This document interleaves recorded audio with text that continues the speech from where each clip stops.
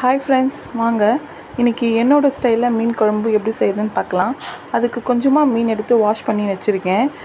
இப்போ இதுக்கு தேவையான மசாலா ரெடி பண்ணிக்கலாம். ஒரு கடாயில் எண்ணெய் சேர்த்துக்கலாம். எண்ணெய் காஞ்சதும் வெங்காயம் கருவேப்பிலை சேர்த்துக்கலாம். இப்போ வெங்காயம் லைட்டாக வதங்கினதுக்கப்புறமா மிளகும் சீரகம் சேர்த்துக்கலாம்.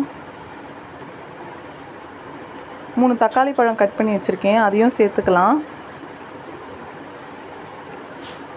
இப்போது தக்காளி பழம் வெங்காயம் வதங்கிறதுக்கு கல்லுப்பு சேர்த்துக்கிறேன். இப்போ பழமும் தோலும் நல்லா பிரிஞ்சு வந்துடுச்சு. இந்த ஸ்டேஜில் வீட்டு மிளகாத்தூள் சேர்த்துக்கலாம். இதை நல்லா கிளறி விட்டுக்கலாம். ஒரு 2 மினிட்ஸ்க்கு அப்புறம் இந்த மாதிரி ஆகும்.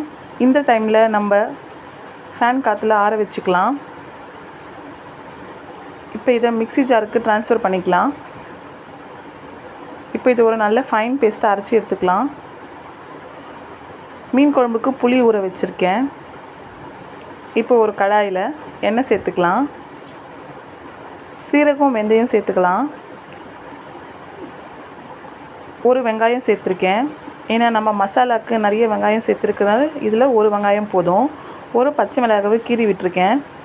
அதுவும் நல்லா எண்ணெயிலே வதக்கிக்கலாம். இப்போ இந்த டைமில் நம்ம அரைச்சி வச்சுருக்க மசாலா சேர்த்துக்கலாம்.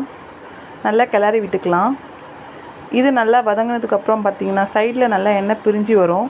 இந்த ஸ்டேஜில் நம்ம புளியை கரைச்சி சேர்த்துக்கலாம்.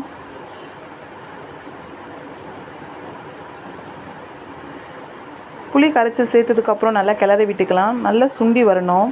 இந்த டைமில் உங்களுக்கு மீன் குழம்புக்கு எவ்வளோ தண்ணி வேணுமோ அவ்வளோ தண்ணி சேர்த்துக்கலாம். எனக்கு இவ்வளோ தண்ணி போதும். இப்போ நல்லா கொதி வரணும். இப்போ உப்பு சேர்த்துக்கலாம். இப்போ நல்லா கொதிச்சிடுச்சு. இந்த டைமில் கருவேப்பிலை சேர்த்துக்கலாம். மீன் குழம்புக்கு இந்த டைமில் கருவேப்பிலை சேர்த்தா நல்ல ஃப்ளேவர் கொடுக்கும். பாருங்கள், நல்லா எண்ணெய் பிரிஞ்சு வந்துடுச்சு சைடில். இந்த டைமில் மீன் சேர்த்துக்கலாம்.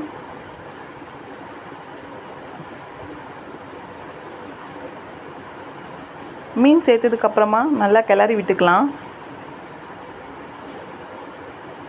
மீன் சேர்த்ததுக்கப்புறமா இந்த மாதிரி ஃபாஸ்ட்டாக வைக்கக்கூடாது, சிம்மில் தான் வைக்கணும்.